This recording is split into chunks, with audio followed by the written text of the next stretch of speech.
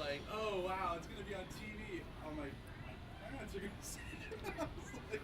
I was like, well, yeah, I know. I want to. yeah, it was like, come on Because I over. mean, when we first came here to do this, it was kind of like, oh wow, this is kind of cool right up there. This is something different. Right? This is not your typical. But then, every time we talked to people, they kept saying 3 words: home, family, and community. Yep. And so we were like, there's the film right there. Because This is my community for the entire year. Where I live is so far out in the country. I only see people when I determine that I'm going to. Whereas here, it's a constant family, and it is. I apologize. What was your name? I'm sorry. She's filming. Yeah, well, this is what we do. My name is Ann Linnea Curtis.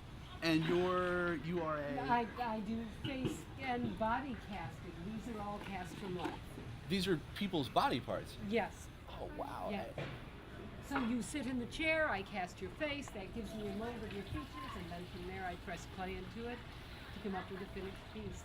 These are my fantasy pieces on this wall, creating a storybook version of life casting. And then everything else is available for people to own of themselves. Well, let me ask you this. One of the things that we've talked about with people at the fair is this sort of interplay between history and fantasy. I mean, do you find that people are more interested in being made into something fantastic, or do they want something more real? Yes. 10 o'clock. That means the fair is over. Yeah, people want both. It depends on who the person is. Mostly they can have whatever fantasy they want, so a lot of what they do is breast lifts, tummy tucks, mole removal, wrinkle removal, and double chin removal. Those are people's fantasies more than those. Although I'll do fairies for people, or butterflies, or take someone and turn them into a mermaid, more often than not, I do a fairly simple piece for them that is very elegant, very classical, and then I take that and create a little plastic surgery for them. So you're as much of a surgeon as an artist. Mm-hmm. So let me ask you this: how long have you been doing the fair?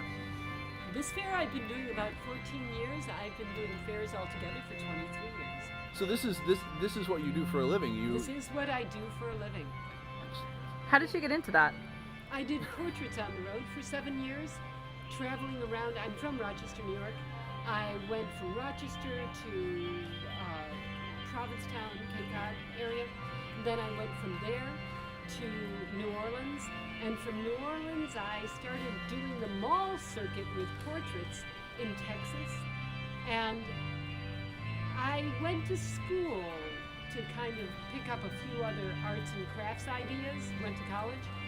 During the time that I was there, I learned how to cast faces with plaster on the face and straws up the nose. The same thing that would have happened in the time when life casting was available during the Renaissance. They did plaster and double-stemmed silver tubes up the nose. I then learned how to cast using a medical-grade plaster gauze bandage. You can see that in the window there at the back of the booth, creating a holographic illusion. That's the mold that I start with. You see how the face looks like it's coming out and toward you? In all reality, that's inverted. And then that mold picks up all the detail of the face. It became the ultimate portrait for me. And although I still offer finished pieces from your photograph or mine as a hand-drawn portrait, the face casting is undeniable. So, that's how I started. And that was before I began doing Renaissance fairs. I've been doing portraits professionally since the age of 17. Well, let me ask you one other question here while we have you here just a sec, and then I think, if you don't mind, we'd like to get a few shots of your booth here. But you mentioned that, I mean, clearly you're very talented, and there are a lot of other venues that you could be doing. The malls, the other things you mentioned. Why the Renaissance Fair? Why have you landed there? With what I do, it's not an immediate gratification item. They aren't buying it and walking away with it. They aren't going to get it for 6 months. So, I need a show of duration. what I do as well is something that takes a little bit of consideration.